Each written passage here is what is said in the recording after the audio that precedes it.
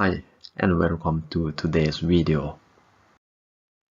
The President of the European Central Bank signaled at the speech yesterday that rate hike from the ECB will be postponed. He also said that the ECB will reflect possible measures to mitigate the side effects of low interest rates. The speech led to further decline of Germany's treasury yield to -0.08%.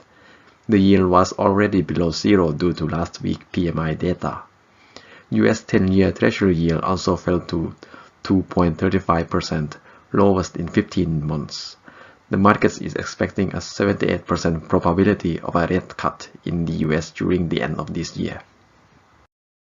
The British Parliament still can't agree on Brexit solution.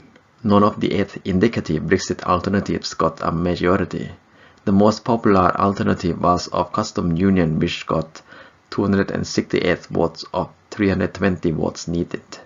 Theresa May offered to resign if her Brexit deal got the majority, but still her deal didn't get the majority.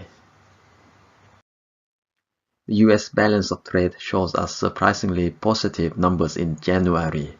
Deficits narrowed more than expected to $51.1 billion. The level is as low as the level of November 2018. China has contributed the most to lower the deficits, followed by Europe. China has also made new proposals in the trade talk. Issues like forced technology transfer were brought up. And that's it for today's video. Check the video description for more details. Thank you for watching.